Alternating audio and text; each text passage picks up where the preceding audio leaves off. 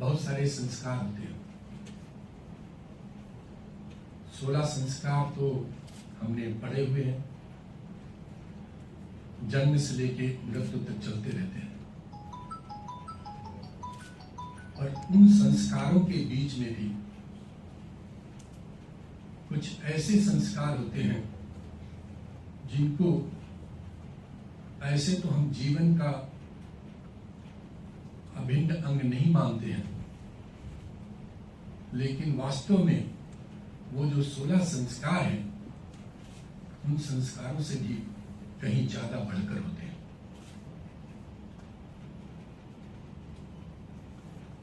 संसार में जब व्यक्ति आता है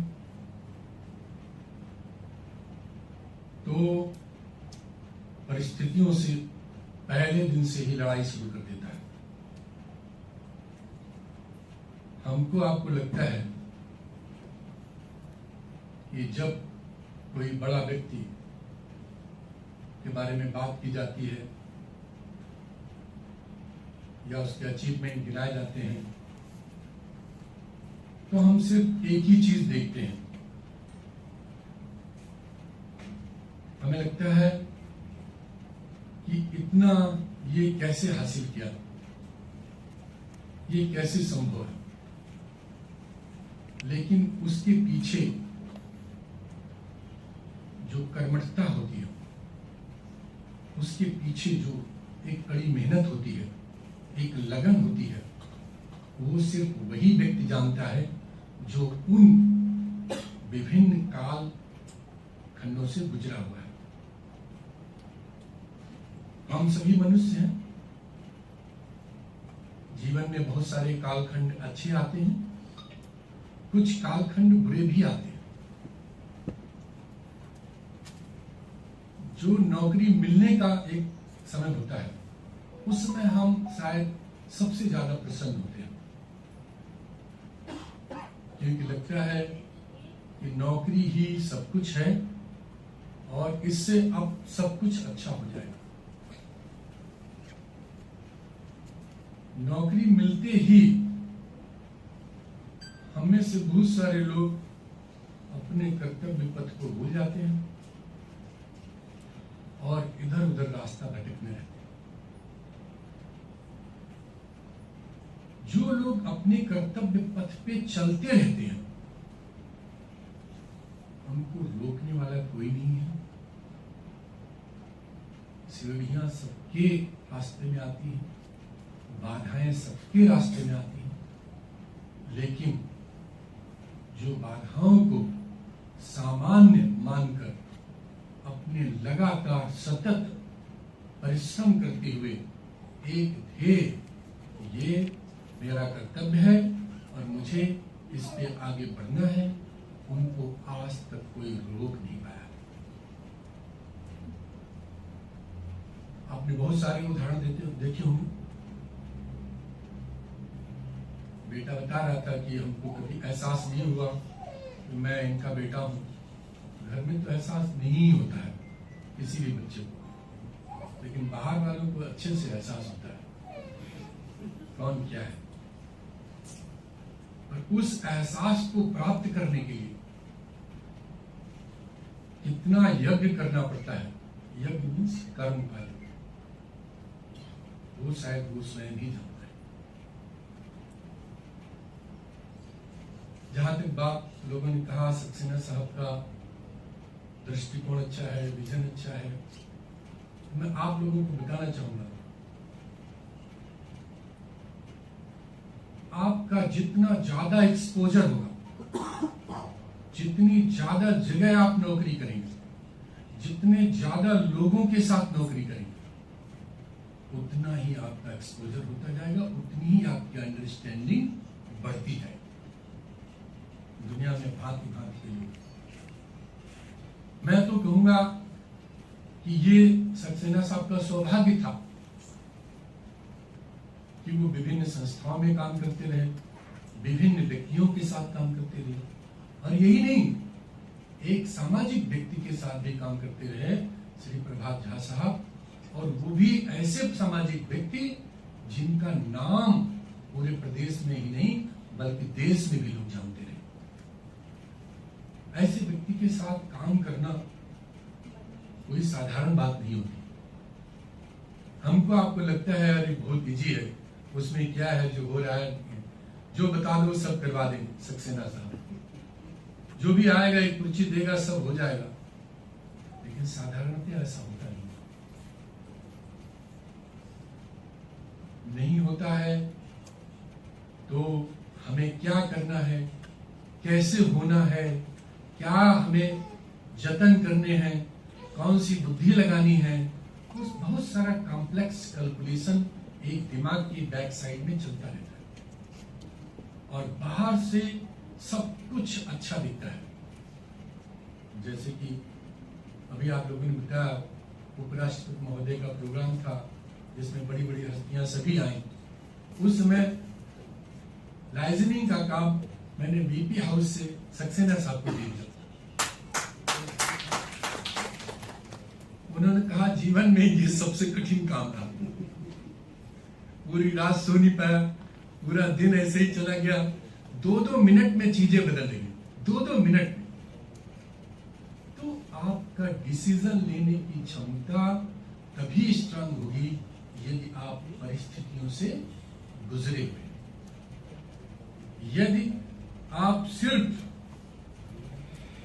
ये मान के काम करेंगे कि नहीं हमारा तो ये ड्यूटी है, हो जाए, अच्छा हो जाए, बुरा हो जाए, हमसे कोई मतलब नहीं, हमने कर दिया, तो उसमें सफलता मिलना बहुत मुश्किल है। उनकी सफलता का राज हमने देखा, जहां एक व्यक्ति 2 पद संभाल रहे थे, अभी वो 2 व्यक्ति 2 पद संभाल रहे हैं। फिर भी हमें जरूरत पड़ेगी उनकी, बीच बीच में हमें उनको उनकी गाइडेंस की जरूरत पड़ेगी। हमें उनके साथ बीच बीच में संवाद भी करना होगा और वो लगातार हमारे साथ सहयोग भी करते रहेंगे। जैसा कि रजिस्ट्रार साहब ने बताया कि जब मैं वहां से चला तो हमसे लोगों ने पूछा कि आप जाएंगे, तो हम डीआरएस साहब को जानते हैं, किसी ने कहा हम डीएस साहब को जानते हैं, किसी ने कहा हम फलाने को जानते हैं, तो मैं बात कर लेता हूँ। मैंने कहा नहीं, मुझे पता है कि मुझे किससे बात करनी और कौन सिस्टम को समझता है। एक्चुअली रजिस्ट्रार एक ऐसा पद होता है which is custodian of the university, हर चीज सब कुछ मालूम होता है। इसलिए मैंने उनको फोन किया, बड़े सौम्य तरीके से वो हमसे मिलने आए, साथ में डीएस भी आए थे, तो हम लोगों ने देखा धीरे धीरे हमारी बातचीत चलती रही। जैसा कि रजिस्ट्रार साहब ने आपको बताया कि हमारे साथ ट्यूनिंग का सिर्फ और सिर्फ एक ही सूत्र है, वर्क इज मर्सी। दूसरा हमारे साथ ट्यूनिंग का कोई सूत्र है, अब तक बहुत सारे लोग समझ गए, दुर्भाग्य है अभी कुछ लोग नहीं समझे। हमने रजिस्ट्रार साहब ने, दोनों लोगों ने प्रयास किया उनको भी समझाने का, लेकिन वो एक विभाग समझता नहीं है और वो शायद समझना नहीं चाहता। इस वजह से बाकी सब विभाग काफी सिस्टमेटिक तरीके से काम करने लगे और आगे बढ़ने लगे। मैंने देखा संसार में, एक कहानी सुनाने का छोटी सी। एक बार एक राजा ने एक व्यक्ति को एक कार्य करने के लिए दिया कि जाओ तुम रोज 20 पेड़ काटो। जंगल था तो गया, पहले दिन उसने 20 पेड़ काटे, दूसरे दिन 18 पेड़ काटे, तीसरे दिन 15 पेड़ काटे, और फिर धीरे धीरे पेड़ घटते रहे। वो रोज सोचता था कि अगले दिन मैं इस टारगेट को पूरा कर दूंगा, अगले दिन इस टारगेट को पूरा कर दूंगा, लेकिन पेड़ काटने की क्षमता घटती जा रही। राजा ने का पास वो स्वयं गया कि मेरी पेड़ काटने की क्षमता घट रही है, महाराज मुझे माफ कर दे, मैं इन पेड़ों को अब नहीं काट पाऊंगा। उन्होंने पूछा ठीक है बैठो, पानी पियो और ये बताओ तुमने अपनी कुल्हाड़ी पे धार कब से नहीं लगवाई? उन्होंने कहा कि मैं तो पेड़ काटने में इतना मशगूल हो गया कि कुल्हाड़ी में धार लगाने की ध्यान ही भूल गया और टाइम ही नहीं मिला। उन्होंने कहा जाओ कुल्हाड़ी में धार लगवाओ, कल से फिर पेड़ काटो, जंगल काटो। अगले दिन फिर उसने जाके 21 पेड़ काटे। कहने का मतलब ये है कि समय समय पर अपनी कुल्हाड़ी में धार लगाते रहे। वो इनका एक चरित्र मैंने देखा कि समय समय पे चीजों को कुल्हाड़ी में धार लगाने का, कि अब ये हो गया, ठीक है, ये वाला काम करेंगे, अब धार लगाते हैं, बैठ के डिस्कशन करते हैं और धार लगा के फिर से तेजी से काम करते हैं। कई बार हमारा ऐसा हुआ कि हम लोगों ने कहा ये काम जल्दी से निपटाना है, कैसे भी करके, तो फिर हमको वो वाला मंत्र सीखना पड़ा, करना पड़ा। जैसा कि लोगों ने कहा कि महेंद्र ने भी कहा और लोगों ने भी कहा, ये रजिस्ट्रार साहब किसी का ना बुरा करते हैं ना बुरा सोचते हैं, यहां तक कि बुरे लोगों का भी बुरा नहीं करते।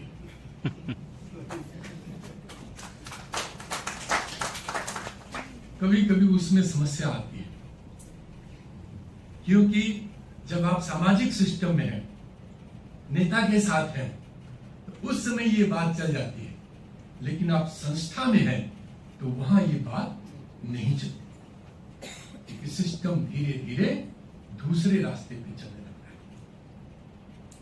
यहीं पे हमारा कभी कभी एक मतभेद होता रहा, जो मैं बता सकता हूं उनके सामने। मैं चाहूंगा कि इनके जैसा व्यक्तित्व, जिसका इतना ज्ञान रहा हो, जिसको सिस्टम की इतनी समझ रही हो, जिसकी इतनी अच्छी पकड़ हो। मैं तो पूरे ग्वालियर में जाता और इवन ग्वालियर के बाहर भी कहीं भी जाते, आप अनिल सक्सेना का नाम ले दो, ऐसा कोई व्यक्ति नहीं जो इन्हें ना जानता।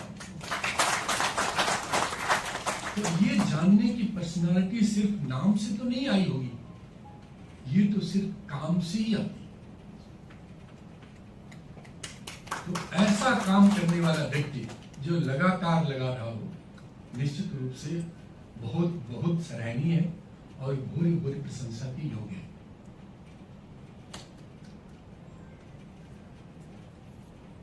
पर लाइफ में कई मोड़ आते हैं और कई हमारे चार आश्रम भी होते हैं। एक 25 वर्ष तक का आश्रम होता है जब हम पढ़ाई करते हैं, उसके बाद सामाजिक आश्रम होता है। अब वो सामाजिक आश्रम जो 50 वर्ष तक का होता था, अब वो 62 वर्ष का हो गया है, कुछ लोगों का 65 वर्ष तक हो गया है, क्योंकि जब तक नौकरी खत्म नहीं होती है तब तक वो गृहस्थ आश्रम चलता रहता है। उसके कई बार ऐसे भी होते हैं, इनके जैसे काबिल लोग, इनको तो हमेशा हम लोग चाहते हैं दोबारा आ जाए, दोबारा आ जाए, जैसे जैन साहब को लगता दोबारा आ जाए भाई, तो हमारे लिए बहुत ही हितकर है, संस्था के लिए हितकर है, सभी चीजों के लिए हितकर है। लेकिन हमें एक चीज फिर भी कहनी पड़ेगी, क्योंकि अभी आप जाके दूसरे जॉब में भी जाएंगे, आगे भी जाएंगे। मैं एक चीज आप सबको बताना चाहता हूं, कोई भी व्यक्ति जब आगे निकलता है या आगे बड़े पद पे बैठता है, तो सामान्यतः जनता उससे जेलसी करती है। सामान्यतः ये ह्यूमन नेचर, हमें लगता है अरे ये कैसे हो गया, ये कहां से पॉसिबल है, और हम खुद उसका अवलोकन करने लगते हैं। लेकिन मैं आपको आध्यात्मिक दृष्टि से बता रहा हूं, जिस व्यक्ति के पूर्ण कर्म बहुत अच्छे होते हैं पिछले जन्म के, उसको आप इस जन्म में आगे जाने से रोक नहीं सकते। वो बड़े पूर्ण कर्मों का प्रताप होता है, और वो सिर्फ पूर्ण कर्म उसके नहीं होते, उसकी माँ बाप के भी होते, उसकी माँ के खास कर होते। मुझे पूर्ण विश्वास है, आज उनकी माँ का डिस्कशन यहाँ कहीं नहीं हुआ, लेकिन रजिस्ट्रार साहब को पता होगा कि वो निश्चित रूप से साध्वी होंगी, मैं जान सकता हूं, क्योंकि मां का एक बहुत बड़ा कंट्रीब्यूशन रहता है। तो उन पूर्ण कर्मों को अर्जित करके वो व्यक्ति आगे पहुंचता है। जब हम समाज में रहते हैं, सिस्टम में रहते हैं, तो वो पूर्ण कर्म लगातार क्षय होते रहते हैं। क्यों क्षय होते रहते हैं? उसका सिर्फ एक ही कारण है, क्योंकि जो व्यक्ति इतना अच्छा है वो सबको तो देखता है, स्वयं को देखने में कई बार देर हो जाती है। मैं कहूंगा भले ही पोस्ट रिटायरमेंट की लाइफ में आप दूसरा जॉब करें, सिस्टम के लिए कंट्रीब्यूट करें, देश के लिए कंट्रीब्यूट करें, यही पूजा, और आपको पूजा करने की कोई जरूरत नहीं है, लेकिन स्वयं पे भी ध्यान देने की जरूरत है। तो स्वयं पे ध्यान देने की बात में आपको फिर से एक छोटी सी कहानी सुनाता हूं। एक राजा का लड़का था, तो वो 21 साल का हो गया। 21 साल का होने के बाद में उसको बोला गया इसका राज तिलक कर दो, युवराज घोषित कर दो। उसको युवराज घोषित कर दिया गया। जब युवराज घोषित हुआ तो उसको घोड़े दिए गए, हाथी सब, जाओ पूरा राज्य देख के आओ। राज्य की सारी सीमाएं वो देख के आया, नाप के आया। उसके बाद घर में आया तो कहा घर भी देखेंगे, घर के सारे कमरे देखेंगे। घर देखा, घर के सारे कमरे देखे। एक कमरा ऐसा था जिसमें ताला बंद था, उसे नहीं खोला गया। युवराज था वो अड़ गया। उसने कहा कि नहीं, ये कमरा जरूर खोलो। लोगों ने मना किया, ये कमरा नहीं खुलेगा। उसने कहा नहीं, इस कमरे को तो खोलना ही है। जब उस कमरे को खोला गया तो उसमें देखा, उसमें एक तस्वीर है, एक सुंदर लड़की की तस्वीर है, बहुत अच्छी। तो उस तस्वीर को देख के वो सोचने लगा। पूछा ये तस्वीर कब बनाई गई? तो बताया गया ये तस्वीर 16 साल पहले बनाई गई। तो उसने सोचने लगा शायद ये लड़की हमारी उम्र की ही होगी, और ये सोच सोच के वो उस तस्वीर के बारे में सोचने लगा और कहने लगा मैं इसी से शादी करूंगा, दुनिया में और कुछ नहीं। लोगों ने समझाया इससे तुम्हारी शादी नहीं हो सकती। ज्यादा समझाया, नहीं माना। बच्चे हैं, आजकल जिद करते हैं, हम सब जानते हैं। अधिकतर पेरेंट्स हैं, अपनी उनके आगे चलती नहीं। वो बाद में उनके मंत्री ने कहा कि भाई ये तो कमरा नहीं खुलेगा, तो उसने अन्न ग्रहण करना छोड़ दिया। क्या हम खाना पानी बंद कर देंगे जब तक कि हमको इस लड़की से नहीं मिलवाया जाए। उसने कहा इस लड़की से मिलवाना तो बहुत मुश्किल काम है, नहीं मिल सकती किसी भी कीमत पे। तो उन्होंने कहा नहीं, मुझे किसी से शादी करनी है और किसी से मिलना। तो उनके मंत्री ने कहा ठीक है, अगर तुम खाना खा लोगे तो मैं तुम्हें इस लड़की से मिलवा दूं। उसने खाना खा लिया। खाने के बाद में उसने कहा मिलवाओ। तो उसने उनकी माँ को बुलाया, कहा बताओ ये कौन है।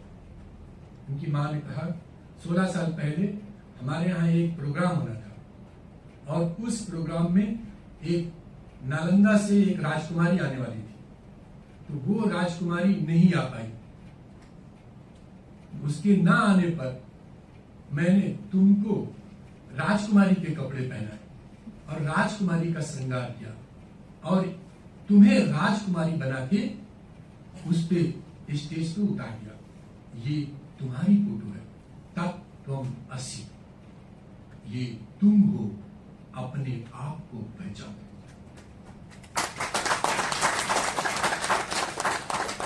शायद अभी अपने आप को पहचानने की समय आ गया है, जरूरत आ गया है, क्योंकि ये लोग सब दिव्य लोग होते हैं, दिव्य आत्माएं होती हैं, दिव्य पुरुष होते हैं। मैं चाहता हूं ये दिव्यता जो इनकी मां से इनमें आई है आगे चलती रहे। पीछे जो हुआ वो हमेशा माफ हो जाता है ईश्वर के यहाँ, लेकिन स्वयं को पहचानना बहुत जरूरी है, क्योंकि वही हमारे साथ जाए। इनकी अच्छाई तो हम एक बात से जान पाए अधिकतर ऐसे लोग होते हैं। प्रभात झा साहब बीमार हुए तो ये छुट्टी लेके, अब तो वो इनके नेता नहीं थे, हमारे यहाँ काम करते थे, चाहते तो नहीं जाते, छुट्टी लेके हॉस्पिटल में वहीं पे रहे। यही नहीं, उनकी डेथ हुई तो उनके गांव गए, उनके गांव में जाके सारे कार्यक्रम करवा के आए। ये एक होता है अपनापन, ये होता है संबंध। जिंदा में तो आप सबके साथ रह सकते हैं, मरने के बाद भी अगर आप उसको अपना और अपना मानते हैं तो वो एक बहुत बड़ी मानता है, बहुत बड़ा ट्रेड। उस ट्रेड को हमेशा बनाए रखे रहना चाहिए और मुझे लगता है कि वो ट्रेड हम सब में होना चाहिए। ये बात अलग है कि हम सब तो ऐसे ही दूसरी चीजों में लड़े मरे जा रहे हैं, वो बात अलग है। लेकिन ये जब मैंने जो बताया, जब स्वयं अपने आप को आप पहचानने लगेंगे तो वो ट्रेड अपने आप उभर के बाहर है। इस प्रकार से काम करने वाले ये जानते हैं, रजिस्ट्रार साहब ने जैसे कहा, हम किसी का बुरा नहीं चाहते, लेकिन हम बुरे आदमी का जरूर बुरा चाहते हैं। हम उसको बर्दाश्त नहीं करते। क्यों? क्योंकि सिस्टम बैठ जाएगा, खत्म नहीं करना है। और ऐसे ही बुरे लोगों ने दुर्भाग्यवश इस संस्था में बड़ी सख्ती के साथ कब्जा जमा रखा। उसको तोड़ना बहुत कठिन है, लेकिन फिर भी इन्होंने हमारा बहुत साथ दिया। उसके लिए मैं इनका बहुत बहुत साधुवाद करता हूँ। इन काफी लोगों से मिलने में मदद मिली है, और भी थोड़ी मदद मिलती तो चमत्कार हो सकता था और हम लोग बहुत आगे निकल सकते थे। ये यूनिवर्सिटी एकदम चमन होती, इसको हम लोग 3 साल ही हमारे साथ और रह जाते तो हम इसको IIT पैटर्न पे ला देते। ये इनकी क्षमता है। तो समझने की बात है कि हम अच्छा काम करें, सबके लिए अच्छा सोचें, सबका भला करें और अपना जो स्वकर्म है उसको स्ट्रांग करें। ऐसा करते हुए मुझे लगता है ईश्वर ने आपको बहुत ही सब कुछ दिया, जिसका इतनी अच्छी पत्नी हो, जैसे बता रहा आपका बेटा, इतना बड़ा रोल, इतने अच्छे बच्चे हो, इतने अच्छे रिश्तेदार हो, इतना अच्छा दामाद हो, तो और क्या चाहिए? और अब कुछ भी नहीं चाहिए शायद। इसके बाद में हमें लगता है कि ये चीजें आपको साधारण रूप से मिलती नहीं। आपको बता दूं, मैं जिस कुर्सी पे बैठा हूं, मुझे हर व्यक्ति ने आके कभी न कभी कोई न कोई प्रॉब्लम जरूर बताई। रजिस्ट्रार साहब ने कभी कोई प्रॉब्लम नहीं बताई, आज तक कोई प्रॉब्लम नहीं बताई। मेरी फैमिली में ये दिक्कत है, मेरे फलाने में ये दिक्कत है, कभी नहीं बताया। सब बढ़िया, सब अच्छा। अगर सब अच्छा करना है तो हमें अपनी मन की भावनाओं को अच्छा करना होगा। और कर्मण्येवाधिकारस्ते मा फलेषु कदाचन, हमें अपना कर्म करते रहना चाहिए। नदी स्वयं अपना जल नहीं पीती है, पेड़ स्वयं अपना फल नहीं खाते हैं। हमें उस भावना से काम करना चाहिए। अगर हम ये सोचे ये पेड़ हम लगाएंगे और हमको तो आम खाने को मिलेंगे नहीं, हम तो चले जाएंगे, क्योंकि विश्वविद्यालय में 3 ही लोग हैं जो बाहर से आते हैं, एक कुलपति, एक रजिस्ट्रार और एक कंट्रोलर, बाकी सब अंदर के ही होते हैं। तो वो अगर ये सोचने लगेंगे कि हमारा कुछ नहीं है तो सब गड़बड़ हो जाएगा। वहां पे सिस्टम को ओन करना पड़ता है, ये हमारा है। ऐसे कई मौकों पे हमको इनका सहारा मिला, जहाँ पे कई क्रिटिकल इश्यूज में भी हमको बहुत काफी हेल्प मिली, और उसकी वजह से हम लोग एक सिस्टम को अच्छे से चला पाए। और उम्मीद करते हैं कि आगे भी इनका हमको सहारा मिलता रहेगा और आगे हम लोग मिल के इनके साथ सहयोग से अभी विश्वविद्यालय के लिए काम करेंगे। अगर ये कहीं जाते हैं तो ठीक है, नहीं जाएंगे तो हमारे साथ मिलकर काम करेंगे। मैं चाहता हूँ कि हम सब लोगों को, जो भी लोग रिटायर होते हैं, उनके जो अच्छे गुण हैं उनको आत्मसात करने की जरूरत है, उनको आत्मसात करना चाहिए। उन बता रहे हैं उनका बेटा बेटी यहाँ भी बैठ के काम कर रहे हैं और हमको 6 घंटे काम करने में दिक्कत है। अब सोचिए ना, अपना चिंतन करिए। बाकी लोग हम 6 घंटे में परेशान हैं, और ये लोग कितना काम करते हैं। मैं कई बार डिस्कशन किया रजिस्ट्रार साहब से कि देखो हम लोग इतनी बड़ी तनख्वाह पाते हैं, सब कुछ है सिस्टम में, प्राइवेट में अगर होते ना 1 मिनट के अंदर बाहर कर देता। उसके बावजूद देखिए नई जनरेशन सब प्राइवेट पसंद कर रही है। इसका मतलब वो ज्यादा कर्मठ है, वो ठीक है, वो कहते हैं कि नहीं हमें एक जो हमारा दायित्व है वो हमें निभाना चाहिए देश के प्रति, क्योंकि देश को आगे बढ़ाना है।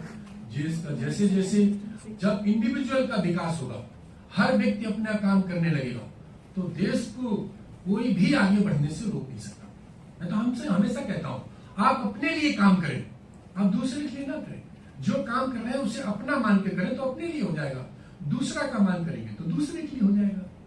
तो अपने लिए काम करें, सब व्यक्ति अपने लिए काम करेंगे तो मिलके उस सिस्टम के लिए काम हो जाएगा, और सिस्टम आगे निकल जाएगा तो ऐसे दसियों सिस्टम आगे निकल जाएंगे, फिर मिनिस्ट्रीज आगे निकल जाएंगी, फिर देश आगे निकल जाएगा।